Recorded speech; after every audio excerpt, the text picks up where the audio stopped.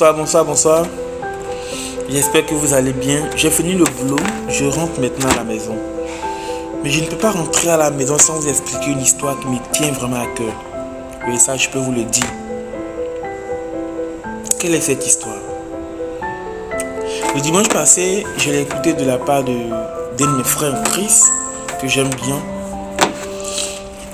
Il disait comme ça que ils ont été à un événement à Bassam qui s'est déroulé vraiment dans la nuit et a fini vraiment tardivement, aux environs de 1h, 2h. Donc ils rentraient à la maison, ils quittaient de Bassam à Yopougon. C'est un long trajet. Dieu merci, c'était véhiculé. Mais lors du chemin, lorsqu'ils parcouraient le chemin, les pneus s'est crevé. Au milieu de nulle part. Ils ne savaient même pas où ils étaient, dans le noir.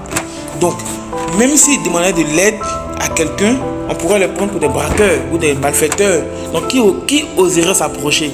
Je pense que personne. Et vraiment, tout le monde a commencé à se plaindre. Mais pourquoi Dieu même, il ne nous aime pas, hein? Pourquoi c'est ici que nos pneus se crèvent? Franchement, quelle soirée! Et on connaît tous l'homme. Et l'homme aime se plaindre de ce qui lui arrive. Mais pourquoi? Mais lui était vraiment serein. Et il échangeait avec un ami qui était devant, avec qui ils échangeaient. Et mais pourquoi ça nous arrive lui aussi? Donc il a appelé tout le monde. Venez. Regardez.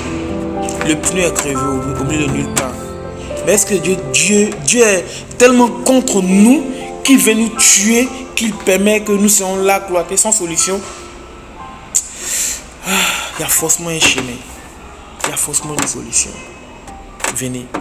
Normalement, il y a quatre roues. Et c'est la roue arrière qui a crevé. Mais il y a les 3 autres roues. Et si c'était la roue de devant, de l'avant, qui avait crevé, est-ce qu'on pourrait avancer? On ne pourrait pas avancer. Mais si la roue arrière a crevé, on peut se débrouiller un peu pour aller encore plus devant, soit voir des gens ou avoir une station pour nous dépanner. Les gars, il y a forcément un chemin. Ils ont compris, ils se sont débrouillés, ils sont arrivés. De façon miraculeuse, il y avait un vulgarisateur qui avait fermé, qui dormait à l'intérieur. Ils ont trouvé des gens autour qui ont réveillé le vulgarisateur qui a trouvé une solution à leur problème. Pourquoi je te raconte cette histoire? Pourquoi cette histoire m'a marqué? Dans la situation, dans le problème, le chauffeur a dit, il y a forcément un chemin.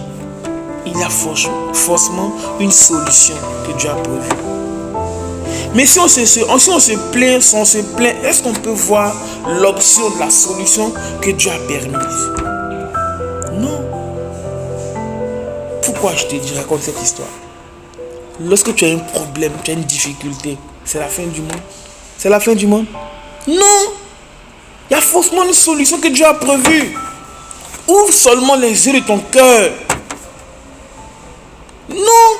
Réfléchis autrement. Te plaindre ne résout pas le problème. Te plaindre te donne un goût amer de la situation. Mais souviens-toi qu'il y a toujours une solution. Il y a toujours l'option. La solution est toujours là. Comme on le dit, il n'y a jamais de problème sans solution. Arrête de te plaindre. Vis ta vie dans la joie. S'il y a solution, s'il y a problème du moins, c'est qu'il y a solution. Alors, abonnez-vous à ma page. Le maximum de partage pour que j'ai plus d'abonnés pour être encouragé encore à plus de contenu. Merci.